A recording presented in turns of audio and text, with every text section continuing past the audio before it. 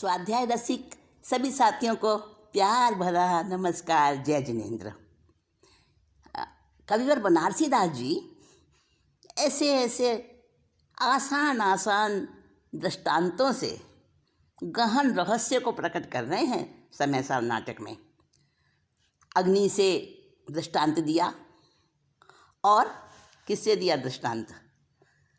अग्नि से दिया, मिट्टी से दिया और स्वर्ण से भी दिया।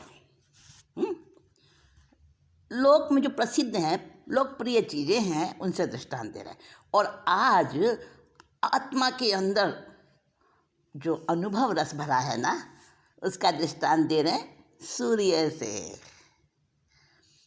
सूर्य से दृष्टांत दे रहे हैं। सभी जानते हैं, सब जानते हैं सूर्य को और सूर्य के दिए हुए जीवन को, लेकिन आत्मा को सब नहीं जानते हैं और वो ही ज्ञान देना चाह रहे हैं बड़े मधुर शब्दों में और सरल तरीके से। हाँ, तो अनुभव की दशा पर सूर्य का दृष्टांत क्या कहते हैं कविवर? जैसे रवि मंडल के उदयमयी मंडल में आतप अटल तम पटल विलातु है, तैसे परमात्मा को अनुभव रहत जोलो, तोलो कहूँ दो विधा न कहूँ पक्षपातु है। नय को न लेस पर वान को न परवेश, निक्षेप के वंश को विध्वंस होत जातु है। जे वस्तु साधक है तेऊ तहाँ बाधक है, बाकी राग दोष की दशा की कौन बातु है। बाकी राग दोष की दशा की कौन बातु है। रवि मंडल समझते हो ना, जो सूर्य का घेरा दिखाई देता है उसको मंडल कहते हैं। मंडल यानी गोलाकार। तो रवि मंडल के उदय होने पर जिस प्रकार महीमंडल में, महीमंडल यानी पृथ्वी के ऊपर, पृथ्वी पर आतम अटल, आतप अटल तम पटल विलातु है। आतप अटल, आतप माने पूरी पृथ्वी पर सूर्य के उदित होते ही धूप और प्रकाश फैल जाता है। आतप कहते हैं धूप को। आतप अटल तम पटल विलातु है। और वो जो प्रकाश और धूप तक ताप जो फैलता है पृथ्वी के ऊपर सूर्य के आते ही, उससे क्या होता है? तम कहते हैं अंधेरे को। तम पटल यानी अंधेरा, पूरा का पूरा, कितना भी चाहे गहन हो, पूरा अंधेरा, अंधेरे का तम पटल, तम पटल माने अंधेरे का पर्दा, वो विलात, विलात, विलात माने नष्ट हो जाता है, अदृश्य हो जाता है, खत्म हो जाता है, गायब हो जाता है। तो जैसे सूर्य के उदित होते ही इस महीमंडल में, इस पृथ्वी तल पर सूर्य का प्रकाश और उसका ताप फैल जाता है और अंधकार का सारा वो जो फैला हुआ है एक घेरा, वो नष्ट हो जाता है, समाप्त हो जाता है। तैसे, तैसे यानी उसी प्रकार, ये तो उदाहरण दिया रवि मंडल का। तैसे यानी उसी प्रकार परमात्मा को अनुभव रहत जोलो, तोलो कहूँ दुविधा न कहूँ पक्षपात है। जब तक परमात्म दशा का, परमात्म दशा अपने अंदर का जो शुद्ध आत्मा का जो रस है, वो जो अंदर का निखालिस तत्व है, जब उसका अनुभव होने लगता है और जब तक वो अनुभव प्रकट रहता है, जीवंत रहता है, जोलो, जोलो माने जब तक, तब तक, तोलो, तोलो माने तब तक, तैसे माने उसी प्रकार। जैसे सूर्य की बात कही कि सूर्य का उदय होते ही पृथ्वी पर से अंधकार का नाश हो जाता है, उसी प्रकार जब तक हमें आत्मा की अनुभव दशा प्रकट रहती है, अनुभव में हम रहते हैं, आत्मा से जुड़े रहते हैं, वहाँ तक जोलो माने तब तक, और तोलो माने, जोलो माने जब तक और तोलो माने तब तक। तब तक उस अनुभव दशा जब तक रहती है, जीवंत रहती है, उसका हमें स्वाद आता रहता है, तब तक कोई दुविधा नहीं होती और कोई पक्षपात नहीं होता। देख ले, समझ लेना। दुविधा यानी संकल्प विकल्प, और पक्षपात, पक्षपात का मतलब क्या? झुकाव। हमें पता है हम शुद्ध आत्मा हैं, परंतु फिर भी स्व से पर में चले जाते हैं, बार बार पर की तरफ झुकाव हो जाता है।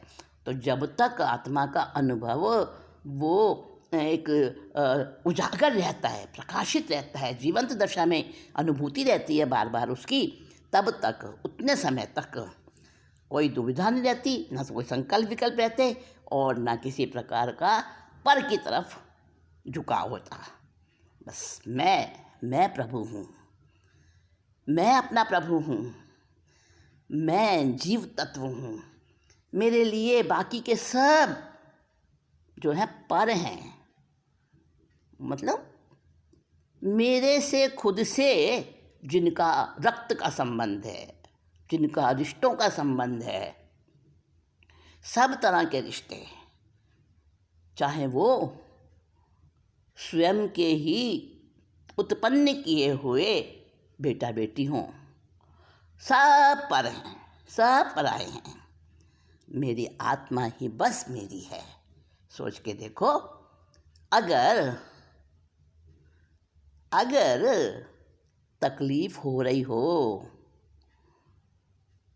क्या कोई बांट लेगा? कितना भी प्यारा हो, आपकी उस तकलीफ को कोई कम कर सकता है? नहीं ना। जो कष्ट सहना है वो खुद को ही सहना है। यानी मैं संसार में अकेला हूँ।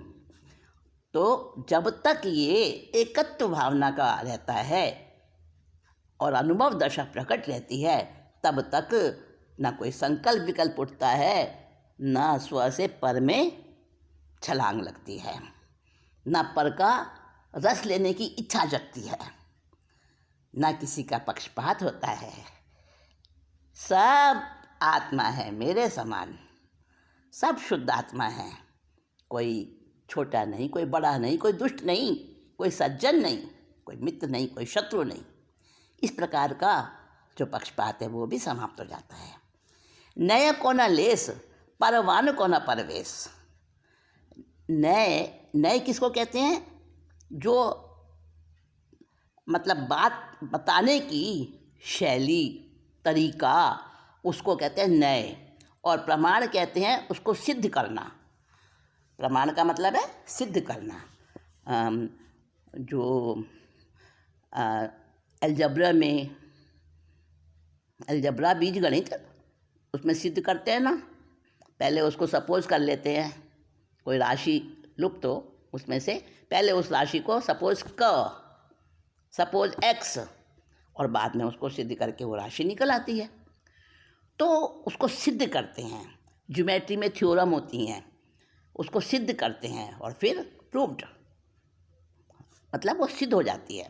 कोई भी चीज़ हमारे सामने होती है, पहले उसमें संशय होता है, फिर प्रमाण उसको देते हैं, उसमें हेतु लगते हैं, उसमें बहुत सारी दूसरी बातें हम उदाहरण देते हैं, कई तरह से उसको घटाते हैं, विधि और निषेध के द्वारा, अन्वय विच्छेद के द्वारा। बहुत अलग ही वो विषय है सारा, न उसमें आपको नहीं ले जा रही हूँ, मैं तो सिर्फ ये बता रही हूँ नए वस्तु को बताने की शैली, और प्रमाण है उसको सिद्ध करने का तरीका। तो नए को न लेश, वहाँ पर ना तो नए रहता है ना प्रमाण ही रहता है, प्रमाण का प्रवेश भी नहीं होता है, और निक्षेप के वंश को विध्वंस होता जाता है। निक्षेप, नए और निक्षेप दोनों साथ चलते हैं। निक्षेप 4 होते हैं, नाम, स्थापना, द्रव्य और भाव। निक्षेप का मतलब है वस्तु को रखना, स्थापित करना। ये न्याय के विषय हैं सारे, हम उसमें अभी नहीं जा रहे हैं। पर नए भी नहीं रहता, प्रमाण भी नहीं रहता, और निक्षेप भी नहीं रहता। निक्षेप का तो वंश ही विध्वंस हो जाता है। वंश यानी उसका तो लेश मात्र भी नहीं रहता। जे वस्तु साधक है तेव तहाँ बाधक हैं। संसार की बात करते हैं तो संसार में उन चीज़ों से हम सहायता लेते हैं अपनी बात सिद्ध करने के लिए। प्रमाण लेते हैं, न्याय लेते हैं किसी बात को समझाने के लिए। कई तरह के न्याय होते हैं, व्यवहार न्याय, निश्चय न्याय और कई तरह और भी न्याय होते हैं। तो न्याय और प्रमाण का और निक्षेप का आश्रय लिया जाता है, साधक माना जाता है उन्हें। तो संसार के व्यवहार में जो जो वस्तुएं साधक होती हैं ना, वो आत्मा के क्षेत्र में वही बाधक हो जाती हैं। और राग और द्वेष भी नहीं रहता, राग और द्वेष की दशा भी समाप्त हो जाती है। तो ये सारी बातें कब आती हैं? जब आत्मा का अनुभव प्रकट होता है। जैसे सूर्य के उगते ही अंधकार नष्ट हो जाता है, वैसे ही आत्मा की अनुभूति निजात्म भाव का जो सूर्य है, कोटि कोटि सूर्य जैसा, उसके उदय होते ही, उसके प्रकट होते ही अज्ञान का अंधेरा, ये नए प्रमाण, निक्षेप, ये सब चीज़ें बाहरी हैं, ये सारे अनावश्यक हो जाते हैं। इनकी चेष्टा भी नहीं रहती है, अनधिकार चेष्टा का प्रवेश भी नहीं हो पाता है। जैसे समझो एक बच्चा बाहर खेलने गया और साथियों से उसका झगड़ा हो गया। अब सारे उसको पीटने लगे, वो बेचारा डर के भागा क्योंकि उसमें इतनी सामर्थ्य नहीं थी कि सबका मुकाबला कर ले, और वो उसके पीछे भाग रहे हैं उसे पीटने के लिए, पकड़ने के लिए। और वो जाके कहाँ बैठ गया? माँ की गोद में बैठ गया। अब किसी की ताकत है कि माँ की गोद में से उसे उठा के उसको पीट दे?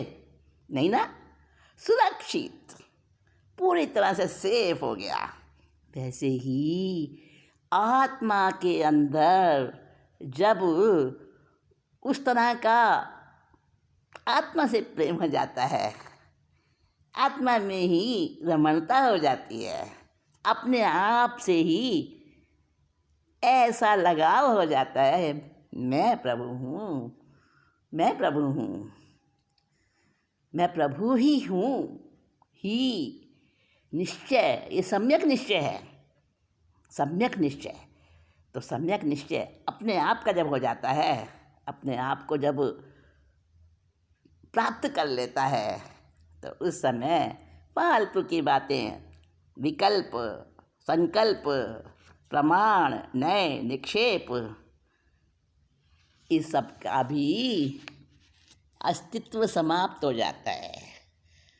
ये तीनों अनुभव की दशा में बाधक बनते हैं। यहाँ तक कह रहे हैं कि जरूरी नहीं है लेकिन बाधक हैं, और इन्हें अगर ऐसा समझ लें कि अभी आत्मा की अनुभूति हुई नहीं और इन्हें छोड़ दो, न्याय, निक्षेप, प्रमाण नहीं चाहिए, बेकार है, नहीं, जब तक हम व्यवहार में हैं तब तक इनको लेना पड़ेगा, इनसे काम चलाना पड़ेगा। इनके बिना पदार्थ का ज्ञान नहीं हो सकता, सत्य का ज्ञान नहीं हो सकता। इसलिए साधा के व्यवहार दशा में और अनुभव की दशा में ये बाधक हो जाते हैं। जैसे कुम्हार ने घड़ा बनाया, तब उसके लिए चाक भी चाहिए, डोरी भी चाहिए, डंडा भी चाहिए, हर चीज़ उसको ज़रूरी है। हाथ भी उसके सही तरीके से चलने चाहिए। लेकिन जब घड़ा बन गया, अब उन चीज़ों की आवश्यकता है क्या? नहीं ना। जब कार्य हो गया, आप कहीं पर जा रहे थे और आपने ट्रेन पकड़ी, प्लेन से गए, एरोप्लेन से, कैसे आप पहुँचे किसी भी साधन से, जब आप वहाँ पहुँच गए अपने गंतव्य पर, तब वो साधन चाहिए क्या? और अगर नदी को पार कर रहे हैं, नाव में बैठे हैं, अब किनारा आ गया, पहुंच गए किनारे पे, तो नाव अब आवश्यक हो गई? नहीं ना। नाव का जितना साधन था वो ले लिया उससे, अब हमें साध्य प्राप्त हो गया। तो साध्य है आत्मा। बाद में तो नाव से चिपटे रहना, नाव को पकड़े रहना, वो तो अपने लक्ष्य में बाधक हो जाता है ना। तो यही बात बता रहे हैं कि अनुभव प्राप्त होने तक तो इनको हमें नए निक्षेप और प्रमाण को साधक बनाना पड़ता है, साध्य के लिए, साध्य की सिद्धि के लिए। और जब साध्य प्राप्त हो जाता है, आत्मानुभूति हो जाती है, उस समय ये विडम्बना स्वरूप रहते हैं, विकल्प संकल्प पैदा करने वाले बन जाते हैं, हानिकारक बन जाते हैं। तो दोस्तों, ये आत्मा के अनुभव में सूर्य का दृष्टांत दिया है। और अब अगली बात में, अगली कड़ी में क्या आने वाला है? वेट आराम से आएगा। एक बिंदु आ रहा है, अमृत का बिंदु। हाँ, पूरा रसास्वादन होगा।